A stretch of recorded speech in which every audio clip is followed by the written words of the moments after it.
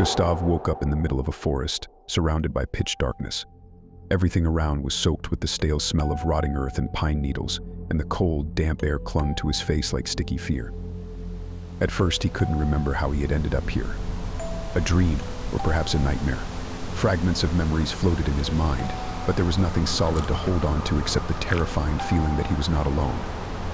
Suddenly, he heard a noise like someone pushing through thick bushes, snagging on branches. His heart raced uncontrollably. He listened and realized the sound was drawing closer slowly, as if someone was deliberately taking their time, relishing his helplessness.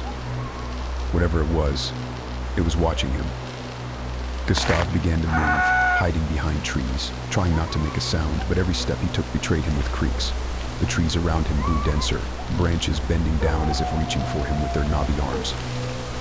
He was gripped by fear as he realized that the forest wasn't just surrounding him, it was closing in, like a cage. The rustling sounded even closer now, and turning, he saw it. Tall and thin, the creature had gray, wrinkled skin like the bark of an ancient tree.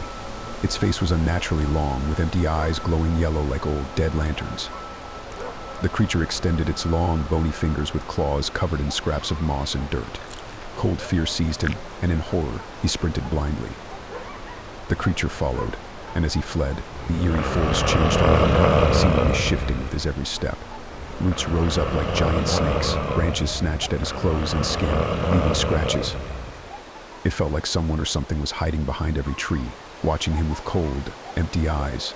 Struggling through this nightmare, Gustav came upon an ancient, wide tree with sturdy branches, perfect for climbing. He grabbed the first branch and pulled himself up, forgetting everything except his terror. Once he was high enough, he risked a glance down. Standing below him on the ground were not one but several creatures. They stared at him, lips moving in a silent whisper that suddenly grew louder, as if intended only for him. Come down. Come down to us.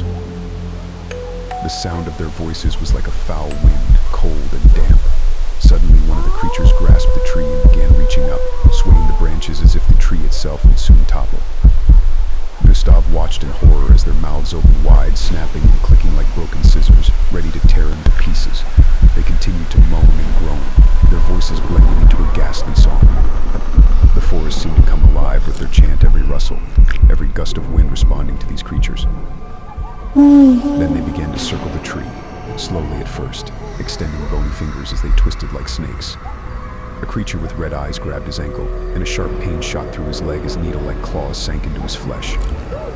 Gustav flailed, grabbing onto the branch, trying not to fall, but the creature pulled him with such force that the branch began to crack. He managed to break free, kicking the creature away, momentarily safe on his branch, but only for a moment. The monsters, oblivious to pain, reached for him again, their jaws snapping with a vicious hunger. There was something in each of them that was inhuman, ancient, twisted like the very night itself. Turning, he suddenly noticed a faint light through the trees. It was his only chance. Summoning all his courage, Gustav leaped from the tree and ran toward it, without looking back. The forest, as if enraged, began to shift. Roots rose, trying to trip him, but he ran without stopping. His breath grew ragged, his heart pounding as if it would explode. When he finally broke into the light, the forest behind him suddenly fell silent. Looking back, he saw the creature standing at the edge of the trees, illuminated by pale moonlight. They no longer attempted to follow, but their eyes, glowing with dark fire, watched him with such malice that he felt chilled even at this distance. Realizing he was safe, Gustav headed toward the village, but he knew in his soul that the forest would haunt him, that the creature's whispers and songs would stay with him forever.